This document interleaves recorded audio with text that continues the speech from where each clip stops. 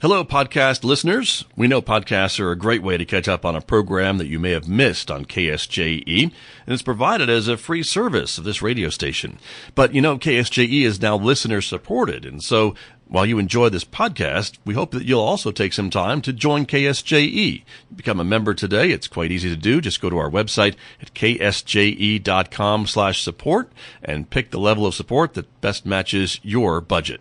Thanks again for listening. Here's your podcast.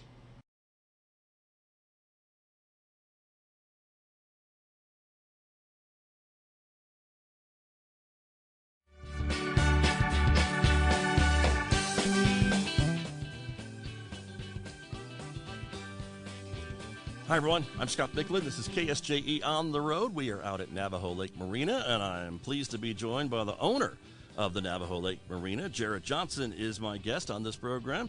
Mr. Johnson, welcome. Thank you for being here. Scott, thank you for having me today. Excited to be here. You bet. Just looking around, there's a lot of things that are new out here at Navajo Lake. If folks haven't been out here in a season or two, they may be pleasantly surprised as to some of the investments that you have made. And I know you're going to show us some of these things as well, but a big investment. You've owned this property since when now? Since July of 2013, so yes, over 10 years now. Seems like just yesterday. I imagine it does, right? And so, but a lot of things. And when you first bought this property, I guess what was it that struck you when you wanted to make an offer? Well, I looked all around the country. I had just enough money that I had to pick the right place. I couldn't guess, and okay. I came out here, and first time I came out here, I knew this was the one. I just fell in love with it, and it was perfect, and did need some TLC over the years, but I think we got it about where we need it. Right. And the other unique thing, I guess, about your business here is that you deal with, on a pretty regular basis, several governmental and regulatory agencies, right, to be able to do what you do here. Absolutely. It's unique, it's challenging, but it's rewarding at the same time. So we work with the New Mexico State Parks. They're great to work with, and then Bureau of Reclamations and even the Army Corps of Engineers get approval, and typically takes 6 to 12 months to get approval on big projects. Right. Gotcha. And so you took me on a little bit of a tour not too long ago to show me a little bit of some of the improvements that you have made over the last winter, basically, because of a pretty big storm that hit here back in August of last summer. Scott, you're right. August 21st, it was a beautiful day, just like today out, and actually had an event going on out here late afternoon, early evening, and that wrapped up, and 10 minutes later, the skies turned black. We had 80-mile-an-hour winds coming through here, and it was one of probably the strongest winds I've felt out here. It did a lot of damage to our docks, predominantly to the remaining docks we had left from the 1960s. Everything else had been replaced, so that was our one saving grace, was that 90% of the damage was contained to the docks that we kind of had on our 5 to 10 year slate to be replaced. Got you. And so those older docks, they were a little bit different than the more modern docks, I guess, right? Were they more wooden, or what was the difference? That's true. They were concrete decks, but the concrete was deteriorating. They had open cell foam, so in other words, the styrofoam was exposed to the water, which isn't the best environmental option in today's standards. We've learned a lot since the 1960s, and really gave us a chance to bring things up and make them state of the art. Both from a customer aspect as well as an environmental and a safety aspect. Gotcha. And so talk to me a little bit about some of the other amenities that are out here. One of the things that you've added is a fishing hole for everybody to be able to come out and check out, huh? Scott, that's right. We've got a fishing hole behind our store. That was one of our additions in 2017 when we replaced a lot of stuff out here that year, and we're excited to have it. It's free of charge.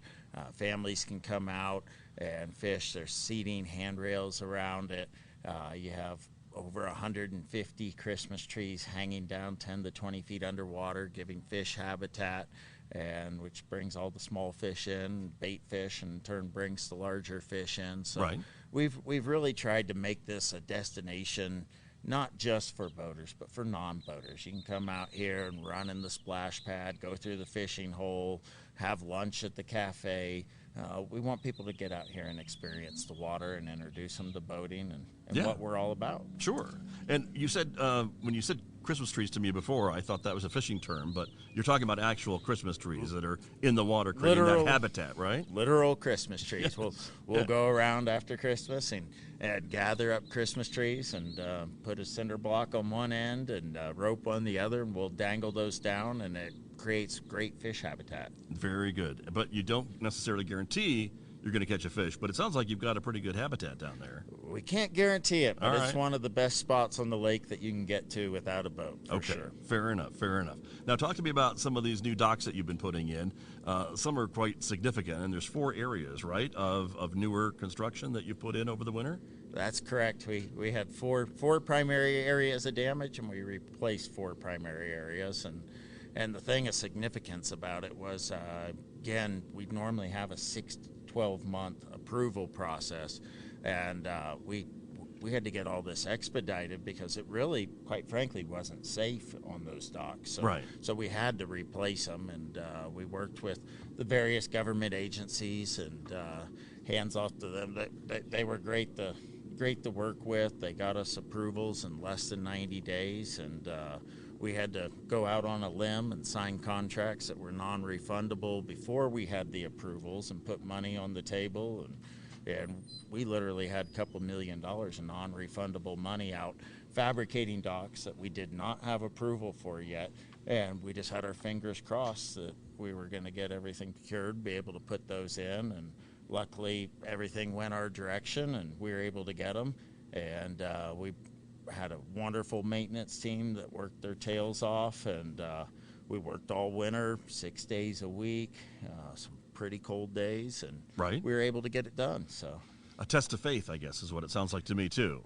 Great way to put it. Yeah, right. And so, and also you had these docks that were destroyed or damaged during that storm. You had customers with boats, I guess, at those docks, or they were paying for space if the boat wasn't in the dock, right? So you had to get ready for this season to have room for them. We definitely had some business disruption. We were playing musical boats almost every single day. We'd go to replace one boathouse, and everything had to be moved to a different dock. And then as soon as we got that one in, we'd have to put the roof on, and everyone would have to be moved back. So some of these customers' boats, they were real gracious with us, but they've been moved 7, 8, 9 times during the process to make all this happen in a timely manner. Right. But now you've got newer docks and maybe a little more modern docks and bigger spaces for more modern craft, I guess. Is that also kind of a blessing from what happened? That's true. Mixed blessing? So we had about 150 slips that were damaged that we took out. We replaced them with a little over 170 slips. But those 170 slips used substantially more water space because we wanted to modernize everything. So boats over the years have gotten a little taller. They've gotten a little wider. We had slips that had a 3-foot walkway on one side of the slip and a 1-foot divider on the other side to kind of separate it and the boat next to it, but it wasn't very conducive to walk down. So we've replaced those with wider fingers on each side. All our walkways are now 8 to 12 feet wide, whereas we had 4-foot center walkways before. The roof lines are higher, which allows us to put in hydro hoist or other kind of boat lifts that will store the customer's boat out of the water and keep it from getting algae growth or electrolysis, or heaven forbid something were to fail on the boat, your boat's now lifted up out of the water and you have a second layer of protection. So it's in the end, I think it's going to be some short-term both financial pain and working through the winter, but now that we're coming out on the other side, I really think it's going to be a blessing for the business and for the customer. Yeah. And what are you hearing from your customers who have seen the improvements, I guess? Are they pleasantly surprised and able to kind of have more elbow room for their boat? I think our customer base is really excited about the change. Our 800 dock that I think was in one of the shots, that there's a lot of boat slips past that. We kind of had a bottleneck there with a narrow walkway, and people would come out and they'd have a dock cart that they pull all their stuff on. 2 people couldn't get past each other. Now we have a 12-foot walkway through there, and it's kind of like a German Autobahn. I mean, it's Right. really going to move some customers through there, I think. Gotcha. If I can't get my cooler to my boat, you're going to hear about it. And you probably don't hear about that as much anymore. Well, Scott, you let me know if you can't. Oh, I'm sure I can. That's true. But that's great. And another thing I wanted to ask you about is, of course, the water levels out here at Navajo Lake. That's something I know you can't control. It's really up to Mother Nature. But we're looking around, and it looks like things are looking pretty good as far as water levels are so far this year. Snowpack's about average, I think. So what are you looking at for the season, do you think?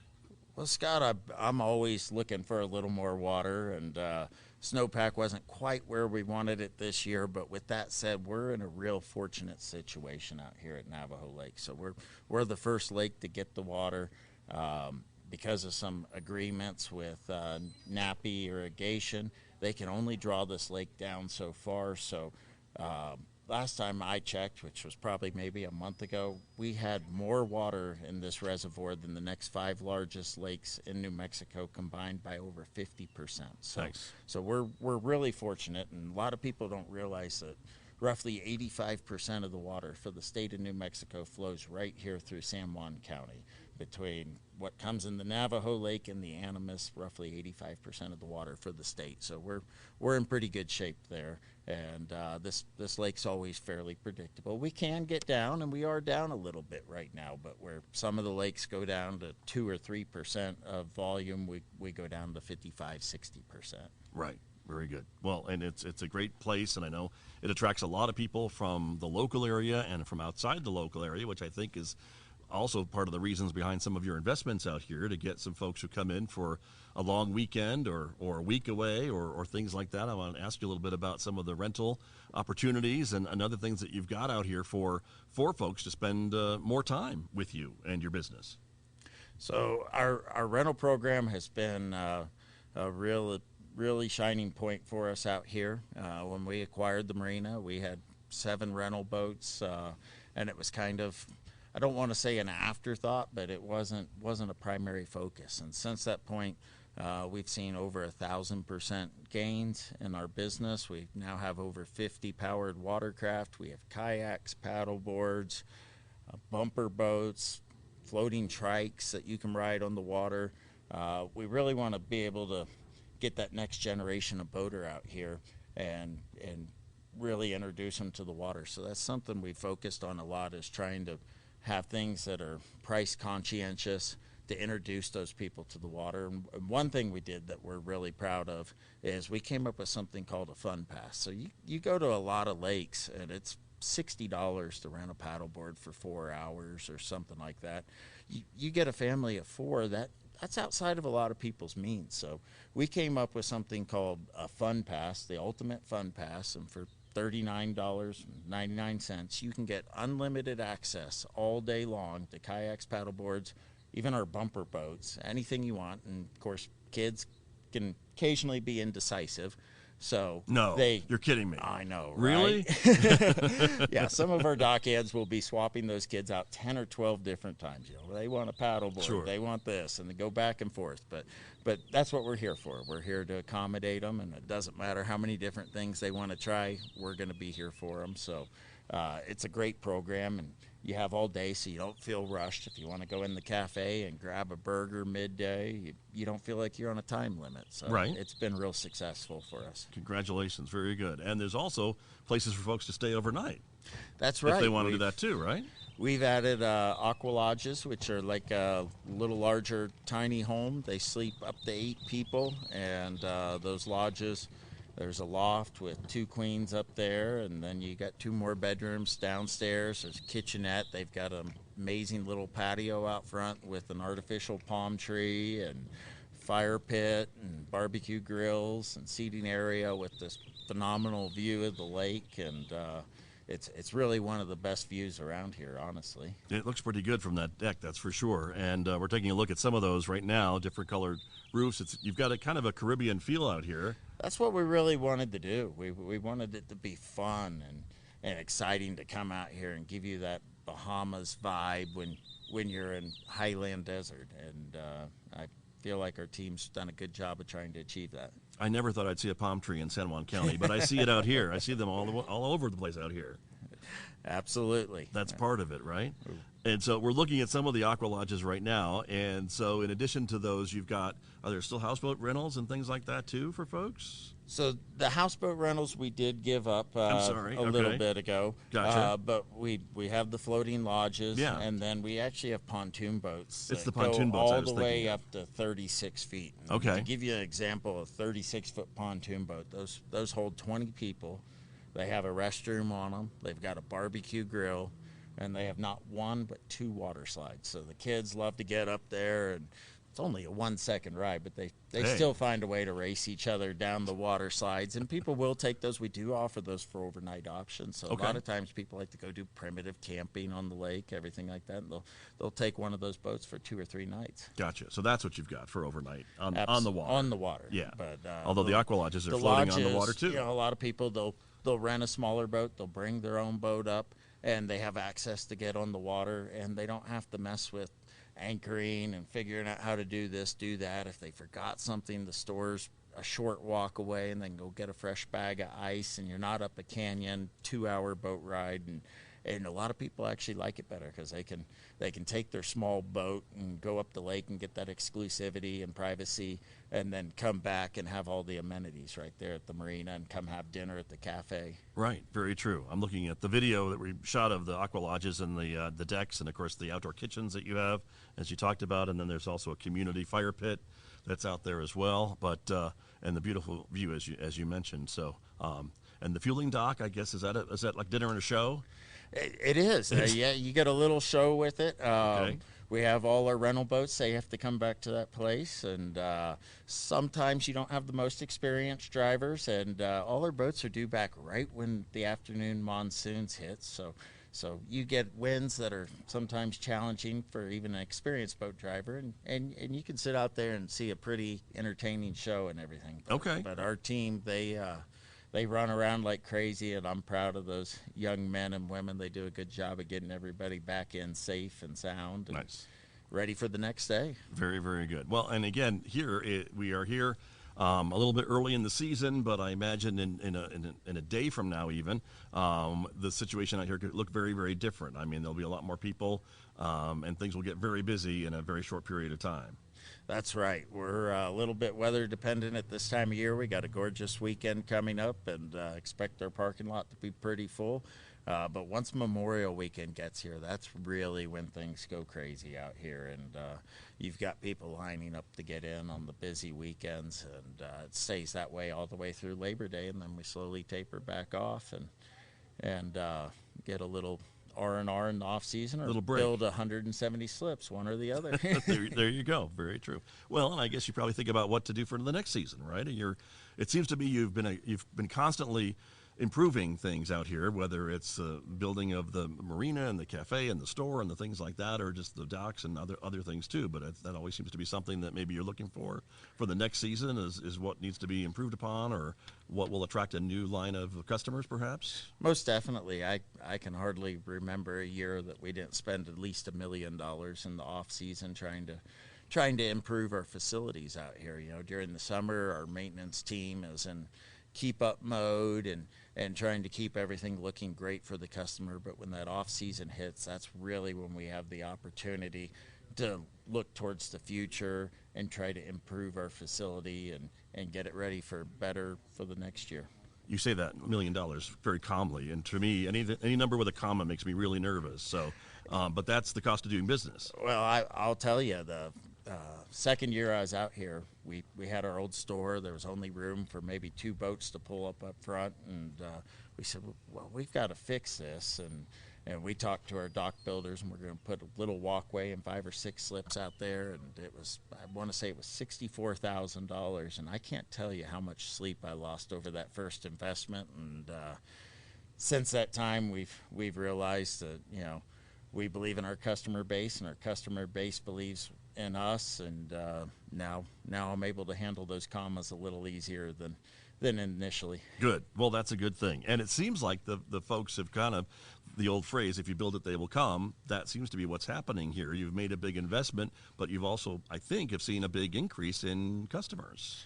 That's right. We we started with 267 slips back in 2013. Today we have over 525 slips. Those slips have grown in size. Out of the original 267 slips, I was actually surprised the other day when I went through. We only have 36 slips left out of those 267, and those really aren't that old of slips. They were put in 2008, and they meet all the requirements of today's boaters. So we feel like we've really brought the facility a long ways. And I asked you this earlier, and you were telling me a little bit, if you have a running total of the amount of investment that you've made out here over the time that you've owned Navajo Lake Marina, but it's substantial. Yeah, so we're little less than 12 years in, and we've put roughly $24 million into it. A lot of that's been backloaded over the last 5 or 6 years. We built the new store and restaurant and everything in 2017, and won Large Marina of the Year by Marina Dock Age magazine that year. So that was something that we're really proud of our team for doing. They all worked real hard to get that done. And that recognition is significant because it is taking a look at all marinas in the North America. Is that true? All marinas. So you think freshwater, saltwater, big piers in New York City or Fort Lauderdale, or a $300 million marina down in St. Thomas. You're competing against all those players in the field, and it was a real honor. We actually flew some of our team up to Nashville to accept the award, and really, really proud of them. Nice. Well, congratulations for that. And does that, I guess, help you to, look as you look around and the investment that you've made, kind of make it worthwhile, I guess, to see some of that recognition from peers in the industry of what you're doing out here? It does. It really does. I always believe that everybody does something better than you. So I really like to go around to other marinas. I've been to over 3,000 marinas in my lifetime, and I like to get ideas and figure out, can we implement that in our facility and make it better? Even the most mom and pop small operation, there's always something to be taken away from what they do, and I believe full-heartedly in that. So I'm always out trying to see what they do, and I'm real proud of what our team's done here. Nice. Well, congratulations. And I think the other thing that I wanted to point out is what got you on my radar was the business was honored by Four Corners Economic Development a couple of years ago at the Edge Awards for the work that you're doing and the investments that you are making. And so, again, I think you're seeing some local recognition, too. Yes, we won the Edge Awards, and I can't remember if that was 24, I believe it was. Maybe, right? A couple of years ago. And that was really, really a great acknowledgement of what we're doing out here. And Four Corners Economic Development, that's a great organization that's doing a lot for our community here, and we were real honored to be awarded that. Nice. And do you track when you have customers out here, if they're from in the county or outside the county? Do you have any records on that, or do you keep track of some of that? We try to keep some level of analytics on it. It can be difficult outside of social media and everything, because you're dealing with in-person visitation. I think it's really depends on our segment. So we have some areas where we predominantly pull from Farmington and the Four Corners region. Our slip holders, our largest segment is actually Albuquerque. And then you look at something like our lodges, or even when we had houseboat rentals, that was predominantly Colorado Springs was our largest pull. So, interesting. So we are pulling from multiple different states and bringing them down here. And we've actually been to the Denver Boat Show, and a lot of people referred to us as the Little Lake Pal. And okay. I take that as a compliment. I'm happy with that. So right. It's an option for those people to come down and see us. But you're getting busier and busier, and I guess maybe for some long-time visitors to Navajo Lake, are they okay with the increased crowds and boat traffic and things like that at your peak season? I guess it's a mixed blessing. It's a mixed blessing. Yeah, I think it's a little love and hate, and this has been their gym for so many years, and they refer to it as New Mexico's best kept secret. And a part of them wants to keep it that way, but a part of them also loves the modern amenities and the new features that those new customer base allow us to add. that benefits our existing customer. Right, right. Very good. Well, what's next, I guess, is something. We just have a couple minutes left, Mr. Johnson, this afternoon. But what's next on your wish list, I guess, to do out here? Well, we've replaced all our aging docks, so that's off the checklist. Okay. I think we have some room for some expansion over the next multiple years, and we plan on doing that. We're looking at possibly putting in some more 90-foot slips and 75-foot slips. We have boats that go all the way to just north of 100 feet out here, so it's really like a second home for those folks. You know, you're talking 4 or 5 bedroom, 3 bath boats, and we want to be able to continue to service that market as well as every other. So maybe this winter it might take a little R&R after building everything, but it won't. It'll be short-lived. Okay. We're always on the ball and trying to look for the next best and greatest thing that we can do for our customer base. We really want to support them. Sounds great. Well, I think after last winter, with the construction and the storm, no one would begrudge you having a winter off maybe for this year. We'll see, right? That's true. Never know. Well, thank you for spending some time with me and for talking about the marina and all the work that you have done and your team. And it's looking like it's going to be a great summer season out here. We're looking forward to it. It's going to be a great summer. And Scott, thanks for having me on. You bet. Thank you very much. It's Jarrett Johnson. He is the owner of the Navajo Lake Marina, my guest on our latest KSJE On the Road program.